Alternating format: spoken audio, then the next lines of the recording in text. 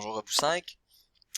Donc, dans cette vidéo-ci, je vais appeler où j'étais rendu, là, c'est-à-dire là, au numéro 2, l'exemple 2 qui était ici. Je vais le recommencer dans le but que ce soit bien clair.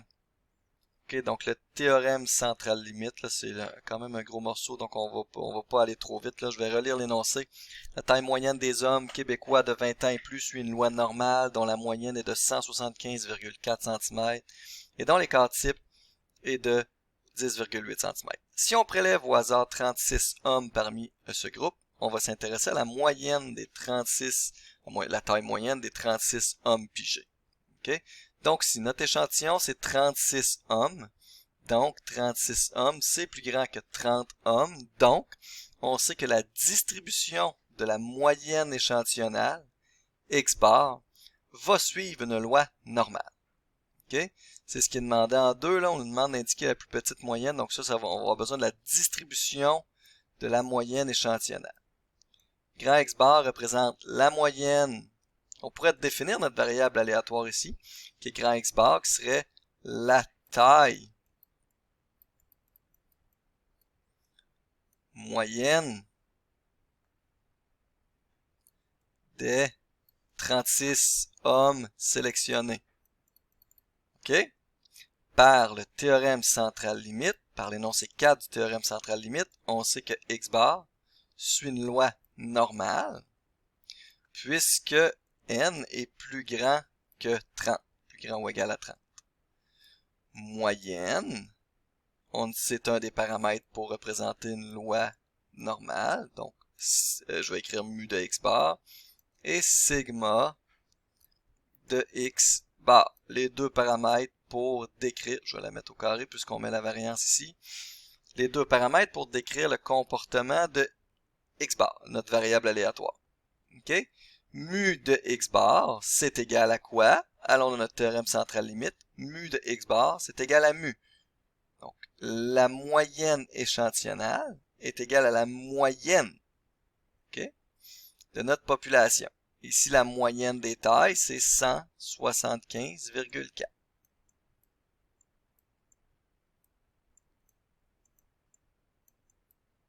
Ici.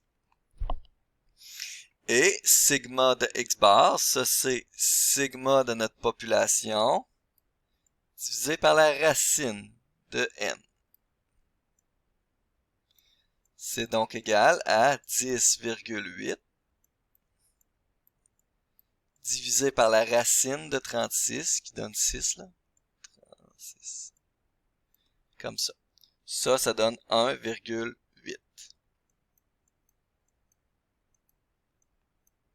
OK, donc ça suit une loi normale de paramètres mu, 175,4, et 1,8, que je vais mettre au carré puisqu'on met la variance pour représenter les paramètres de notre loi normale. Bon, sachant ça, on veut indiquer la plus petite moyenne que le hasard puisse donner pour ces 36 personnes-là, moyenne des tailles. Okay? On va utiliser la même stratégie que pour le numéro I, le premier. On va aller regarder à 3 écarts types de notre moyenne. Donc on va faire mu de x bar moins 3 sigma de x bar. Okay? Si on néglige 0,3% de la population, c'est donc qu'on prend en considération qu'on conserve que le 99,7% de la population centrale, ça veut dire qu'on va au maximum à une distance de 3 écarts types de notre moyenne. C'est un critère de normalité qu'on a vu dans le chapitre 4. Okay? Donc ici, mu de x bar, c'est 175,4 moins 3 fois sigma de x bar. Le sigma de x bar, c'est le 1,8 qu'on vient de calculer. Si vous faites ce calcul-là, ça devrait vous donner, avec la magie du cinéma, moi ça me donne 170. 170 cm. Et regardez à quel point le résultat est différent qu'au numéro A, ou numéro I. OK? 143 cm versus 170 cm. Et là, il faut se questionner à se dire, me semble les deux questions se ressemblent drôlement. Qu'est-ce qui est de si différent dans les deux énoncés pour avoir deux réponses aussi différentes? Allons relire les énoncés. Indiquer la plus petite taille qu'on puisse trouver dans la population. Donc le 143 cm représente le plus petit homme canadien de 20 ans et plus si on néglige les nains.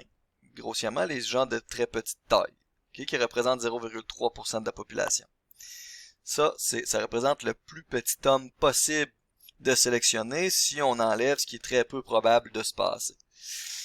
Au numéro II, au numéro 2, le 170 cm représente le fait que si je vais me chercher un groupe de 36 hommes québécois de 20 ans et plus, la moyenne de taille que je vais avoir, va tourner autour de la moyenne standard qui est 175 cm. La plus petite moyenne que je peux avoir de taille pour ces 36 personnes-là, c'est 170 cm. Pourquoi c'est aussi proche de la moyenne des tailles de la population, qui était 175 cm? Parce que sur 36 personnes, pour chaque petite personne que vous allez sélectionner, il va y avoir une grande personne qui va venir refaire l'espèce de retour du balancier. Okay? Et plus la taille de votre échantillon va être grand, plus tout ça va tendre vers la vraie moyenne de votre population, votre 175. Donc, disons que si vous étiez allé chercher un échantillon de taille 100, eh bien, ici, là, votre valeur, là, la plus petite valeur possible qu'on pourrait avoir pour la taille moyenne de ces 100 personnes-là, tournerait encore plus autour de 175, parce que chacun des paramètres serait égaux, à l'exception du n. N serait plus grand, donc racine de n serait plus grand. En divisant par racine de n, on aurait donc une valeur plus petite pour sigma de x bar. Donc, lorsqu'on soustrait 3 sigma de x bar, on soustrairait une valeur plus petite. Et si vous ajoutez 10 000 hommes, 100 000 hommes, eh bien entendu que ça va diminuer encore une fois ce qu'on appelle votre marge d'erreur. Et puis, vous allez rester vraiment le plus près possible de votre moyenne. Okay? C'est une des stratégies pour lesquelles on veut travailler là. Essayer d'être le plus proche possible. Ça, on va vouloir regarder quelle est la taille de l'échantillon qu'on devrait aller sélectionner. Okay? Donc, le 143 cm représente le plus petit homme possible. 170 cm, la plus petite moyenne possible si on pige 36 hommes. Okay? C'est bien important d'être capable de différencier ça. Et une petite question complémentaire. Qualité que la moyenne échantillonnale se situe à au plus 1 cm de la moyenne de la population. On va se faire notre distribution. On sait que x bar suit une loi normale. Donc ça, c'est la distribution de x bar. X bar est centré en sa moyenne, en mu de x bar. Donc ici, et ça c'est égal à mu de la population, donc c'est centré en 175,4. On veut savoir quelle est la probabilité de se situer à 1 cm de ça. Ça, ouais, exactement. Donc si on va avoir 174,4, 175,4, on veut savoir la probabilité de se situer là-dedans. On cherche donc l'air sous la courbe ici. Par symétrie de la cloche, je vais pas calculer ça et ça. Je vais n'en calculer qu'un seul et le multiplier par 2 puisque l'air à gauche est équivalent à l'air à droite. On est à la même distance de la moyenne. Okay? Donc, je vais écrire que la probabilité que x bar se situe entre 174,4, notre variable aléatoire ici c'est x bar, et se situe entre 176,4 est égal à 2 fois la probabilité que x bar se situe entre sa moyenne 175,4 et 176,4. OK? Ça ici, ça se calcule assez bien. C'est la probabilité d'être à droite moins la probabilité d'être à droite de 176. Je vais donc écrire 2 fois la probabilité. Je vais mettre un petit crochet. Puis je vais enlever mon symbole de probabilité qui est là, parce que la probabilité d'être à droite de la moyenne, c'est 50%. Je vais l'écrire tout de suite. Je l'ai tué, ça a-tu effacé? Les outils vont pas très bien. Je perds un temps fou. Bon.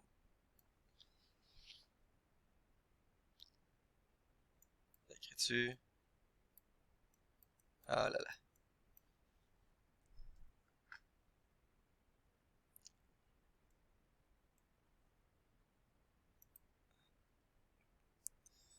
Bon, ça fonctionne pas, je suis plus capable d'écrire.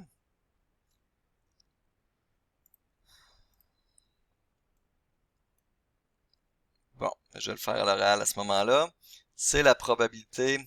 Maudit que je trouve ça niaiseux, je vais le faire dans Paint. OK. C'est la probabilité. 2 fois la probabilité. Je voulais pas écrire probabilité. Hey, je vais finir par l'avoir. Excusez-moi. Tous, au moins vous pouvez m'avancer. Donc c'est 2 fois 0,5, 50%, moins la probabilité que X bar 16,4 qui nous intéressait. OK? Je vais aller trouver la cote Z associée à ça. Donc Z va être 1 divisé par 1,8. OK? Donc ça c'est 176 moins 4,4 moins 175,4. Et le 1,8 c'est mon sigma de X bar. OK? Ça va vous donner 0,56. Et donc, la probabilité que Z soit plus grande que 0,56, c'est 28,77%.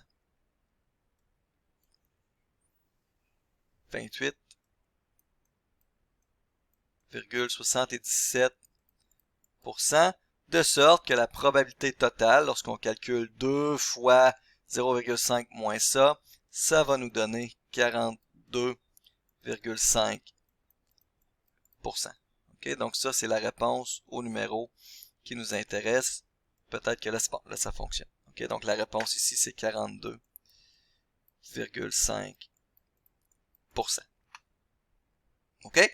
Donc, on peut juste, le gros morceau de ce sous-chapitre-là qu'on vient de voir, c'est que X bar suit une loi normale avec le paramètre mu de X bar, sigma de X bar, si n est au moins égal à 30. C'est-à-dire la taille de l'échantillon est au moins 30. OK?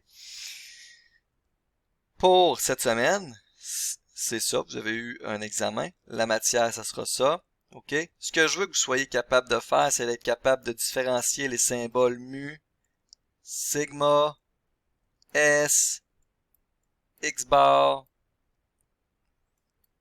mu de x bar, sigma de x bar, petit n, grand N. Je veux que vous soyez capable de différencier tous ces symboles-là, de les trouver lorsque vous avez un exemple. Ça se peut que vous n'ayez pas toutes ces choses-là, que vous soyez capable de voir si vous avez un exemple là, en tant que tel. Là. Mais ce qui est capable d'être déterminé à l'aide d'un énoncé, je veux que vous soyez capable de déterminer, de les différencier, et même de me dire, de me décrire.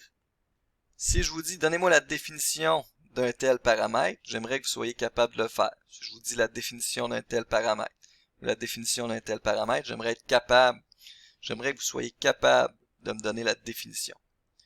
Bon, ben ça, c'est l'écart type d'une population. L'écart type de la variable statistique qui nous intéresse pour une population donnée. S, même chose, mais pour un échantillon donné. Mu de x bar, c'est la moyenne de toutes les moyennes échantillonnales possibles. OK? Donc, essayez d'être capable de décrire tout ça. Les exercices 5.1 sont à votre portée déjà. On va faire l'estimation de la moyenne parce que, bien entendu, là, ce qu'on est en train de faire, c'est être capable d'estimer des statistiques. Hein, on a estimé la probabilité que X bar se situe dans un certain intervalle en connaissant les paramètres. C'est vraiment l'inverse qui est plus intéressant. Estimer mu, estimer la moyenne de la population lorsqu'on connaît la taille d'un échantillon, son écart type et sa moyenne. C'est vers là qu'on va s'en aller la semaine prochaine. OK, donc on va faire ça ici la semaine prochaine. D'ici là, je vous souhaite une belle semaine et une belle fin de semaine. Portez-vous bien. Ciao.